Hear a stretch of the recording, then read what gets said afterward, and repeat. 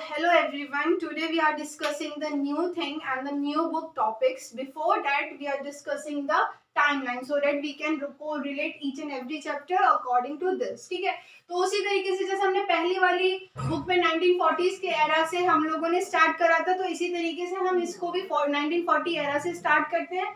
सबसे पहले 1945, the end of the Second World War, ठीक है, when US dropped bomb on two cities of the Japan, Nagasaki and Hiroshima. ठीक है, और वहीं से this is the main reason of starting the cold war. ठीक है, तो हम ये कह सकते हैं कि 1945 सेकेंड वर्ल्ड वॉर एंड होता है और स्टार्ट ऑफ कोल्ड वॉर हम कहते हैं. ठीक है, और ये कोल्ड वॉर किसके बीच में होता है? यूएस एंड यूएसएसआर के बीच में.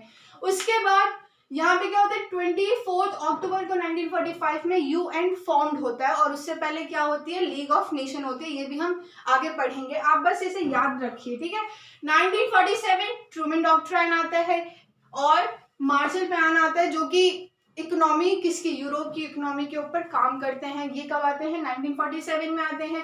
1948 में बर्लिन की जो वॉल है, हम ये कह सकते हैं कि वो ब्लॉक कर ली जाती है यूएसएसआर के थ्रू, ताकि यूएस क्या कर सके? उन्हें एड ना पहुंचा सके.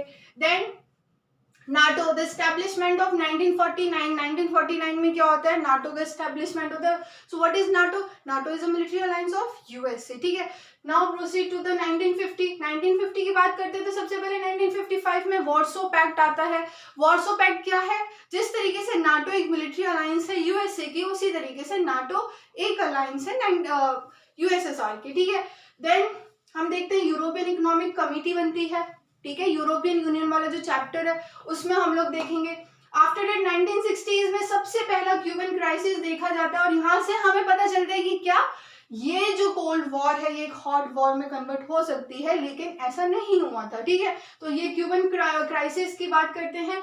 यहाँ पे कोरियन वॉर भी हुआ था. ये कुछ ऐसी वॉर थी जिससे हमें ऐसा लग रहा था कि यूएस और यूएसएसआर काफी हद तक अपने एनिमी बन चुके हैं. तो ये कुछ वॉर्स थी, जैसे क्यूबन क्राइसिस, कोरियन वॉर हो गया, वियतनाम वॉर भी हुआ था. ठीक है, और यहाँ पे क्या था कि नाम का फर्स्ट समिट हुआ था 1962 बेलग्रेड में, और 1967 में हमारा आसियान बन के निकलता है. ठीक है, उसके बाद 1970 के एरा में देखते हैं. तो ऐसा क्या होता है? 1970 का एरा इंडिया और रशिया के रिलेशंस को काफी हद तक अच्छी तरीके से दर्शाता है, क्योंकि हमने इंडियन वाली पॉलिटिक्स में पढ़ा था कि बांग्लादेश की वॉर को खत्म करने के लिए India signed a treaty with Russia, और हम कह सकते हैं यूएसएसआर, उस वक्त यूएसएसआर होता था.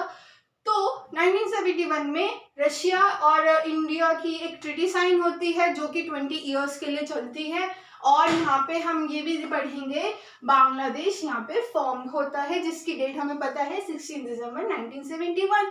अगर हम आगे चलते हैं तो 1980s में हम यहाँ पे पढ़ेंगे श्रीलंका का कन्फ्लिक्ट.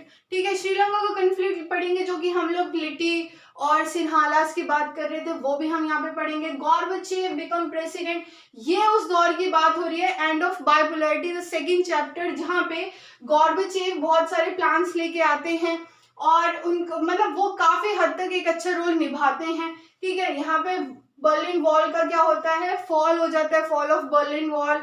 और यहाँ पे जितनी भी ईस्टर्न यूरोप जो होती है वो गवर्नमेंट के अगेंस्ट में क्या करती है? एक प्रोटेस्ट करती है. ठीक है, then we have a 1987 Marshall plan. ठीक है, now come to 1990s, unification of Germany. अगर वो वॉल ऑफ बर्लिन जब फॉल कर जाएगी तो obviously there is a unification of Germany. ठीक है, उसके बाद क्या होता है? 1991 डिसइंटीग्रेशन ऑफ यूएसएसआर. ठीक है, there is no more USSR. हम फिर रशिया की बात करते हैं, और यहीं पे क्या होता है? The end of cold war and US maintain that unipolarity. ठीक है, डोमिनेंट वाली जो पावर होती है वो यूएस के पास आ जाती है फाइनली.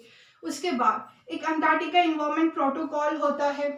जब हम लोग एनवायरनमेंट से रिलेटेड चैप्टर पढ़ेंगे तो वहां पे, क्योंकि अंटार्कटिका एक क्या है? कॉमन है सबके लिए, it is a common property. तो वहां पे हमें कुछ ट्रीटी साइन करी थी कि हम इस चीज को कैसे प्रिजर्व कर सकते हैं. ठीक है, देन आफ्टर यूरोपियन यूनियन बना. ठीक है, यूरोपियन यूनियन क्या है?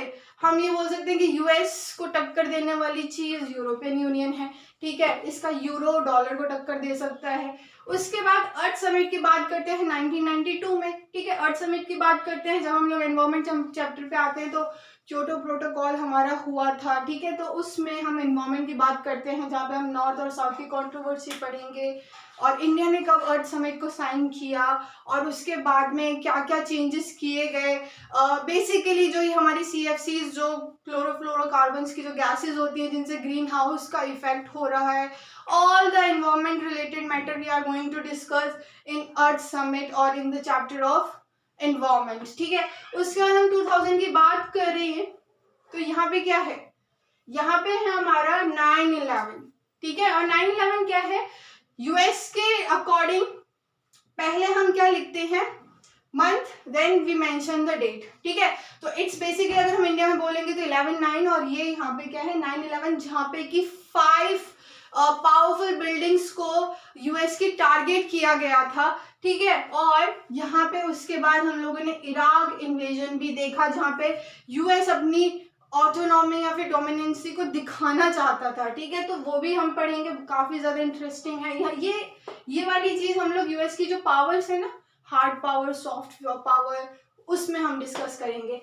2006 में हम क्या देखते हैं, सो फाइनली नेपाल का जो स्ट्रगल था वो ओवर होता है काफी दिनों के बाद, और मतलब पूरी तरीके से वो डेमोक्रेटिक नहीं बन पाता है, लेकिन हाँ कॉन्स्टिट्यूशनल मोनार्की आ जाती है और इंडिया साइंड अ ट्रीटी। हम पूछते हैं ना कि इंडिया ने अर्थ समिट की जो ट्रीटी थी वो कब साइन करी, so basically India signed a treaty in 2002। उसके बाद अब हम चैप्टर्स स्टार्ट करेंगे। Thank you so much.